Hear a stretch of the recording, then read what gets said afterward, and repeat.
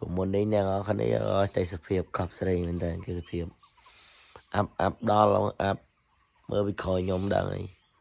ấy nè khán ấy chạy sập hiệp làm la nơi bị mốc này nơi bị mốc đòn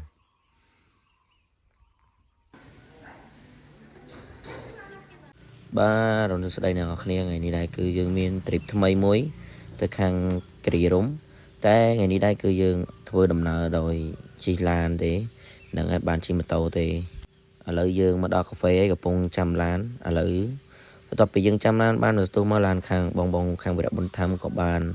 mà đo đài ngày ní play rầm thì dây cứ dương đồ bị bạ già cá chi mà tàu thôi mà chi mà tàu đa lên đa ấy tai màu đồ bạ già cá chi lan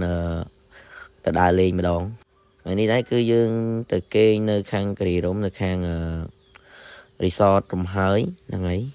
cho nên mà dục pi ngày năng ấy đây nào cái này là như dương ban mà đo là tục tật tp ấy hay cái dương đo là thử cho nó đại thử cho từ khang cái đồ mấy năng ấy hay cho mơ dương trăm tu sana đó cái này tam phơi từ cái đồ hay ngày đấy cái phơi rộng cứ nhầm chi là anh tới để làm ở khang đạo môn thám năng ấy ok chăm chúc cái tam phơiទៀត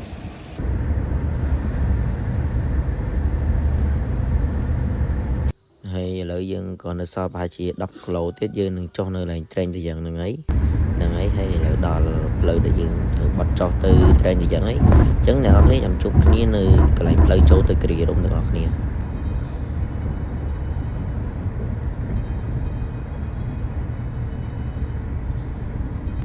tập dân cho pillar play bên lươn mà lợi dân bàn mà đò play cho từ cái lại cái đúng mấy đừng ấy hay ngày này đây cứ mình nữ chơi nữa nè vậy tới phi chơn bong bong khang quạt bơ ca bị lư khang cho ca khang ấy có cho mà chán chẳng tới play mới từ khinh stea tới nào nè thì thầm rạp dân thưa đầm ná lang từ lơ nôm cái đông đi đây cứ miền ta nhom thì không là năng ấy thì chỉ từ ngọt ngạt đấy hay là những đo lại lục dày ấy topi dân thưa đầm ná tớiនេះគឺ spin ấyគឺគាត់ធ្វើហើយនេះដូចកន្លែងលុកយាយគឺ spin ថ្មទីមួយគេធ្វើឲ្យ spin ចំនួន2ដែលគេធ្វើឲ្យស្រួលជីវិញហ្នឹងណគ្នាហើយកន្លែងនេះដែរគឺខ្ញុំម្ដងបងមូởនិពន្ធហើយខាងឡានគាត់ដាក់វ៉ាន់ឲ្យខាងគេសិនបន្ទាប់មកបានយើងចេញដំណើរបន្តទៅខាង resort បន្តទៀតហ្នឹងហើយសម្រាប់ផ្លូវដែលយើងត្រូវចូលទៅ resort អ្នកនរគ្នាយើងលិចក្លុកបន្តិចប៉ុន្តែក៏មិនជាថ្មីដែរហើយសម្រាប់យើងចិត្តដល់ resort គឺមានផ្លូវបេតុងគេចូលទៅស្រួលនឹងឯដល់ឡៃនេះយើងត្រូវសម្រាប់ឡានអ្នកទេសចរឬក៏ម៉ូតូអីគឺឡៃនេះយើងត្រូវបង់លុយតែសម្រាប់ឡានក្រុមហ៊ុនខាងវិរៈបុនតាមគឺគេអត់បង់លុយបង់អីទេគឺយើងចូលទៅតែម្ដងដាក់កាតចូលទៅតែម្ដងហ្នឹងហើយឥឡូវនេះខ្ញុំបានមកដល់ចិត្ត resort រំហើយហ្នឹងហើយយើងក៏ត្រូវចូលទៅ check in បន្ទប់ដែរដើម្បីយកលេខបន្ទប់ក៏ដូចជាសោដើម្បីយើងចូលទៅក្នុងអញ្ចឹងហើយខាងហ្នឹងក៏គេមានអមគេអូតូគេហ្នឹងគេមកដឹកអវ៉ាន់យើងដើម្បីយកទៅបន្ទប់ហ្នឹងហើយថ្ងៃនេះដែរគឺបន្ទប់ខ្ញុំគឺបន្ទប់លេខ12គឺទេសភាពយើងនៅចំពីមុខហ្មងហើយយើងគេហ្នឹងគឺចំពីមុខជ្រោះភ្នំនឹងមកមើលទៅព្រលឹមឡើងគឺស្អាតមែនតើហ្នឹងហើយក្នុង7កន្លះហើយយើងឡើងមកដល់ហើយរំហើយរីសតរំហើយហ្នឹងហើយឥឡូវកំពុងដើរទៅហើយផ្លូវគេចូលទៅអ្នកនរគ្នាជិបជានៅក្នុងផ្លែងបន្ទប់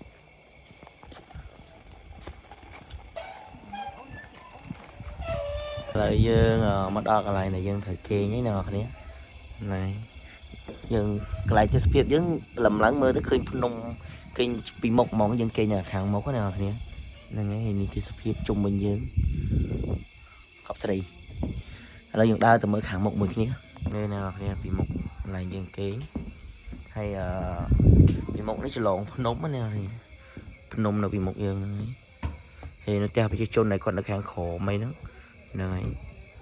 អូអាងឹតមើលអត់ឃើញទេចាំមើលព្រឹកឡើងអូខេគ្នាយើងបន្តញ៉ាំគោឡើងភ្នំនៅលើគ្រីរ៉ុំហាពេលល្ងាចយើងហើយចាំមើលបើគាត់មានអីគេខ្លះខាងនេះ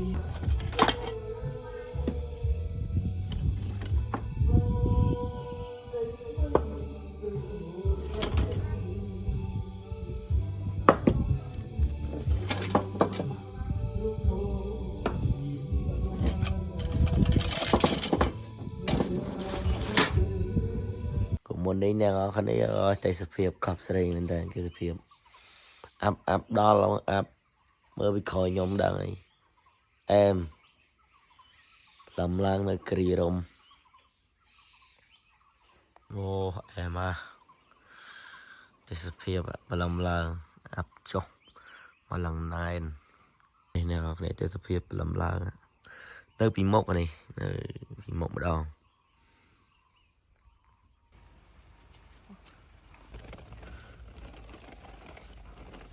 និយាយទៅទេសភាពមិនថាពេលយប់មិនថាពេលព្រលឹមឡើងឯងគឺនៅរីសតរំហានេះគឺអែមមែនតើហើយខ្ញុំក៏បានធ្វើដំណើរទៅអាហារពេលព្រឹក breakfast ពេលព្រឹកអាហារនៅកន្លែងrestaurant គេហ្នឹងហើយដោយសារតែខ្ញុំគេងនៅ resort គឺគេមានអាហារពេលព្រលឹមឡើងឲ្យយើងអញ្ចឹងណាអញ្ចឹងក៏ពួកខ្ញុំក៏ធ្វើដំណើរទៅរកអាហារពេលព្រលឹមឡើងហើយដើរតាមទេសភាពគឺអែមមែនតើដើរតាមផ្លូវមកហ្នឹងហើយឥឡូវយើងដល់កន្លែងញ៉ាំហ្នឹងហើយកន្លែង restaurant គេហ្នឹងហើយយើងក៏បានកំងអាហារបន្តិចបន្តួចដែរដូចខ្ញុំដូចជាថ្ងៃហ្នឹងញ៉ាំមីឆាហ្នឹងហើយ restaurant គេគឺស្អាតមែនតើអ្នកនរគ្នារៀបចំបានស្អាតការទទួលរាក់ទាក់អីគឺអែមមែនតើហ្នឹងហើយសម្រាប់ទេសភាពនៅកន្លែងrestaurant គេនេះគឺមានទេសភាពស្អាតមែនតើមកអង្គុយញ៉ាំអាហារពេលព្រលឹមឡើងផងឈៀលជាមួយនឹងទេសភាពព្រលឹមឡើងផងគឺកប់សេរីមែនតើអូ cool មែនតើហ្មងនិយាយមែនហ្នឹងហើយសម្រាប់អ្នកដែលធ្លាប់ទៅគឺដឹងហើយ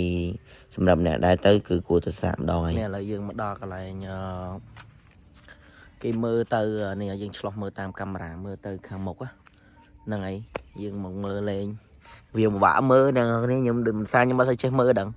ហើយកន្លែងនេះដែរយើងអង្គុយលេងអង្គុយមើលទេសភាពអីចឹងណាហ្នឹងហើយញ៉ាំអាហារពេលរួចរាល់ហើយ